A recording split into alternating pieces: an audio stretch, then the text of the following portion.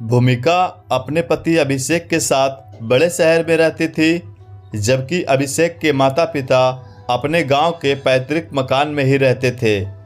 कभी कभार वो 10 से 15 दिनों के लिए अपने बेटे बहू के पास आ जाया करते थे। भूमिका पढ़ी लिखी होशियार लड़की थी, पर छोटे बच्चों का साथ होने से नौकरी नहीं करती थी। उसने अपने घर की जिम्मेदारी अपने कंधों पर ले रखी थी। घर का बजट वही देखती थी। अभिषेक उसे महीने के शुरू में पैसे दे देता था, बाकी क्या, कितना और कहाँ खर्च करना है वो सब भूमिका देखती थी। भूमिका ने ये आदत अपने मम्मी पापा से सीखी थी कि यदि महीने के शुरू में घर का, रसोई का और अन्य खर्चे का बजट बनाकर चले तो बाद में परेशानी नहीं होती। अभिषेक को हफ्ते में एक दिन छुट्टी मिलती थी, तो वो कम ही बाहर जाना पसंद करता।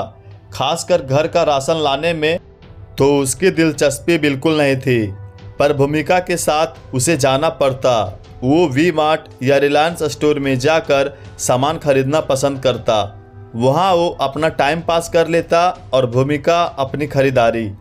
भूमिका सब कुछ देख परख कर लेती थी, जैसे expiry date, rate, quantity, offer, सब कुछ। वहीं अभिषेक को जो नया दिखता उठा लाता और फिर घर आकर दोनों एक दूसरे पर आरोप प्रत्यारोप करते। अभिषेक, ये कौन सी ब्रांड के बिस्किट ले आए आप? या ये वाली मूसली हम नहीं खाते। अरे क्या हुआ यार, जब तक नहीं खाओगी पता कैसे लगेगा? और फिर तुम्हारी गिनी चुनी ब्रांड खाकर ऊब गया हूँ मैं। हाँ, आप बोलते हो बस। स्वाद अच्छा नहीं लगा तो कभी नहीं खाते, उसे मन मारकर मैं ही खाती रहती हूँ उसे, क्योंकि मुझे लगता है जितने रुपए खर्च हुए उसे वसूलना भी तो पड़ेगा।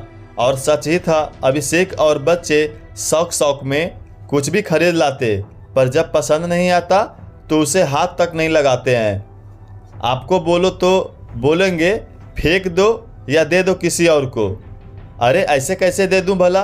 कोई पैसे पेड़ पर थोड़े ना उग रहे हैं। वो अपने आप से ही बतियाती रहती, क्योंकि अभिषेक तो पता नहीं कब का अपने मोबाइल में लग जाता। भूमिका देखती अभिषेक ने उसकी एक बात नहीं सुनी, तब सर पकड़कर बैठ जाती और सोचती, कैसे संभालूं अपनी रसोई का बजट। एक मैं अकेली बजट की चिंता करती हूँ और बाकी लोग सिर्फ अपनी पसंद और नापसंद की। ऐसे कैसे काम चलेगा? फिर भी बहुत ही सोच समझ कर काम करती। जब कोई मेहमान आ जाता तब वो अपने बजट में अपने हिसाब से कटौती कर लेती, पर मेहमान नवाजी में कोई कसर नहीं छोड़ती। और कभी अभिषेक मजाक में कहता भी कि अब कहाँ गया तुम्हारा बजट, जब इतनी सब्जियां एक ही आदमी के लिए बन रही है। तो बोलती, मेहमान तो भगवान का रूप होता है, ऐसा सासू माँ और ससुर जी कहते हैं, और उनकी खातिरदारी होगी तभी तो आपकी वाहवाही होगी कि फलाने की बहू बहुत अच्छी आवभगत करती है मेहमानों की। भूमिका अभिषेक को चिढ़ाते हुए बोलती है, और एक बात, मेहमानों की आवभगत या खाने पीने से कोई बजट नहीं बिगड़ता है। हाँ, ये बात तो है भूमिका, तुम अपने घर की रसोई के बजट में कितनी भी कटौती कर लो, पर मेहमानों की रसोई में कोई कटौती नहीं। हाँ अभिषेक, ये मैंने अपने पापा से सीखा है। उनकी आर्थिक स्थिति बहुत अच्छी नहीं थी, पर फिर भी वो मेहमानों की आवभगत में कोई कसर नहीं छोड़ते, और इसलिए सारे रिश्तेदार हमारे यहाँ पर ही आना पसंद करते। चाहे उनको रोटी सब्जी खिलाते, पर मन से खिलाते। खाने का भूखा कोई नहीं होता, सब प्रेम के भूखे होते हैं। और खाने पीने से कोई बजट नहीं बिगड़ता। बजट बिगड़ता है व्यर्थ करने से या फिजूल खर्ची से। फालतू सामान ले आओ और काम नहीं आने पर इधर उधर करते फिरो, तब दुख ज़्यादा होता है। कुछ दिनों बाद भूमिका की सासू माँ और ससुर जी का आना हुआ। वो जब देखती भूमिका सारे साबुत मसाले, साबुत अनाज जैसे छोले, राजमा, मूंग, मोठ, मूंगफली, सूजी, मैदा आदि फ्रिज में रखती है तो बोली, बहू, ये क्या तुमने फ्रिज को अलमारी बना रखा है? सब इसमें क्यों भरा है? तुम्हारी माँ ने सिखाया नहीं रसोई का सामान रसोई में शोभा देता है? माँ जी, मेरी माँ ने बहुत कुछ सिखाया है, पर इसमें मेरी माँ को बीच में लाने की बात कहाँ से आ गई? आपके यहाँ गांव में तो धूप आती है, समय समय पर मसाले और अनाज को धूप दिखाते रहते हैं, पर यहाँ शहरों में फ्लैट में धूप देखने नहीं मिलती, और ऊपर से मौसम में नमी हो तो अचार जैसी चीज़ खराब हो जाती है। फिर ये तो खराब होंगे ही, इसलिए मैंने इनको फ्रिज में रखना शुरू किया, नहीं तो पहले कितना ही सामान खराब हो गया। और हम यहाँ 2 खाने वाले बच्चों तो खाते ही कितना है, महीने में 1 या 2 बार इनका नंबर लगता है, पर सामान तो ला कर रखना पड़ता है ना। नहीं लाऊंगी तो भी आप बोलेंगे कि बहू के हाथों में तो बरकत ही नहीं है, नपा तुला सामान रखती है अपनी रसोई में। और फिर फ्रिज खरीदा है तो इसका उपयोग भी करना ज़रूरी है। मैं तो कहती हूँ आप भी फ्रिज में रख दीजिए अब से। कितनी ही बार आप सूजी धूप लगाकर गाय को डालती हो, क्योंकि वो ज़्यादा दिन चलती नहीं है। हाँ, ये तो ठीक कह रही हो बहू, सासू माँ बोली। अगले दिन ससुर जी ने पूछा, बहू कोई सामान लाना है तो बता दो, बाजार से मैं ले आता हूँ। नहीं पापा जी, मैंने कल ही ऑनलाइन ऑर्डर कर दिया सारा सामान बिग बास्केट से।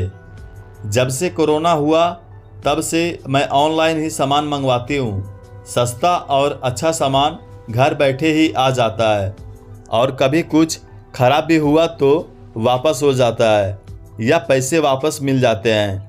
इस पर ऑफ़र भी चलते रहते हैं, तो वो मैं सब देखकर ही अपने बजट के हिसाब से मंगवाती हूँ।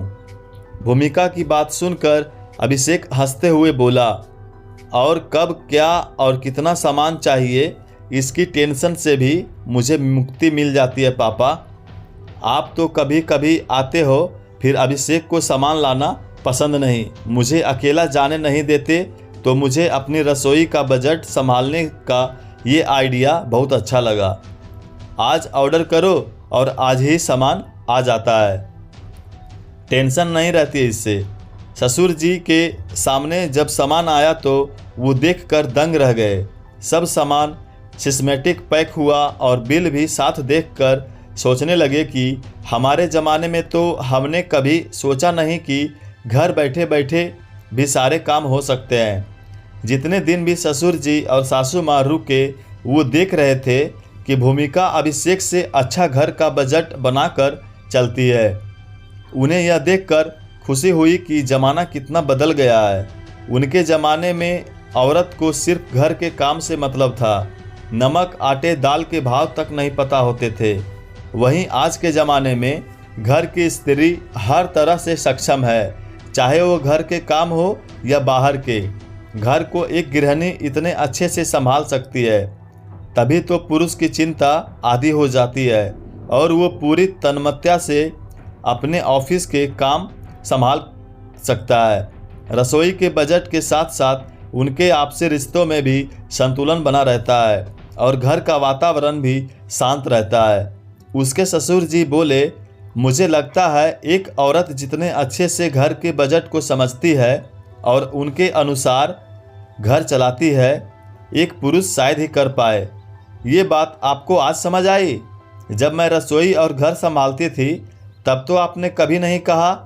भूमिका की सास अपने पति को घूरते हुए बोली। अरे भाग्यवान, ऐसे देखकर डराओ मत। मानता तो मैं तब भी था, पर तब इतनी हिम्मत नहीं कर पाया कहने की। लो अब कह देता हूँ, मेरी होम मिनिस्टर साहिबा।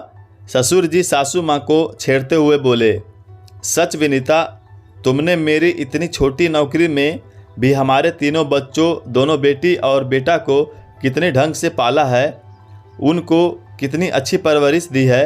साथ ही तुमने मेरे परिवार रिश्तेदार की आवभगत में कोई कमी नहीं रखी थी।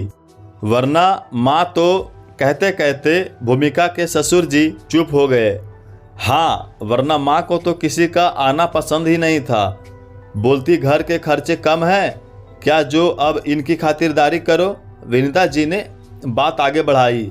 और आपकी माँ और बहन तो मेरे खिलाफ पता नहीं क्या क्या खिचड़ी पकाती थी और आपके कान भरती रहती थी, पर आपने कभी उनका साथ नहीं दिया। आपके इसी भरोसे के दम पर ही तो मैं बस अपने हिसाब से काम करती गई और आपके रिश्तेदार और परिवार वालों से संबंध अच्छे बनाती गई। हम दोनों के आपसी रिश्तों की खिचड़ी उनकी खिचड़ी पर भारी पड़ गई, क्योंकि उसमें हमने समझदारी का तड़का जो लगाया था। कहते कहते विनीता जी भावुक हो गई। भूमिका के ससुर जी की आंखें भी नम हो गई। खैर, हमारी जिंदगी तो कट गई विनीता, पर बहू बेटे के आपसी रिश्तों को हमें खिचड़ी नहीं बनने देना है कि कोई भी उसमें आकर अपने जायके का तड़का लगा जाए। और तुम भी बहू को ज़्यादा टोका मत करो, आजकल के बच्चे समझदार होते हैं। हाँ जी, वो तो मैं जुबान की थोड़ी कड़वी हूँ, पर मन की तो साफ हूँ। और बहू और मेरे रिश्तेदार की मिठास मेरे जुबान की कड़वाहट को कम कर देती है, ये आप भी भली भांति जानते हैं। हमारी बहू वास्तव में खरा सोना है, खरा सोना। ये बिल्कुल सही निर्णय लिया अभिषेक ने, जो घर की कमान हमारे बहू के हाथों में दे रखी है। मेहमानों की आवभगत में भी कभी कोई कसर नहीं छोड़ती, ना ही कभी हाथ तंग है का रोना रोती है। बच्चों की बड़ों की सारी ज़रूरतें अच्छे से जानती है, किसको क्या पसंद है क्या नहीं। सब कुछ, फल की जगह फल तो दूध दही, सबका इंतजाम पहले से ही रखती है। यही होती है असली अन्नपूर्णा की पहचान, जो सबके आहार का ध्यान रखे और प्रेम से भोजन खिलाए, जैसे हमारी भूमिका है। दोस्तों, ये तो मैं भी मानती हूँ कि घर या रसोई का बजट खाने पीने से नहीं बिगड़ता, ना ही मेहमानों की आवभगत से बिगड़ता है। वो बिगड़ता है फिजूल खर्ची से। कई बार हम ऑफ़र या सस्ते के चक्कर में तो कभी दिखावे के चक्कर में फालतू का सामान ले आते हैं, पर वो पड़ा ही रहता है और फिर ख़राब होने पर फेंक दिया जाता है, क्योंकि आजकल सब सामानों की एक्सपायरी डेट जो होती है उसे देखकर मन में वहम आ जाता है और हम काम में लिए बिना उसे फेंक देते हैं। बजट पर असर पड़ता है वो अलग। आजकल तो होम डिलीवरी, ऑनलाइन शॉपिंग का कल्चर है और सामान आधे घंटे से भी कम समय में हम तक पहुंच जाता है। तो फिर एक ही महीने में 4 महीने का सामान लाने का कोई फ़ायदा नहीं।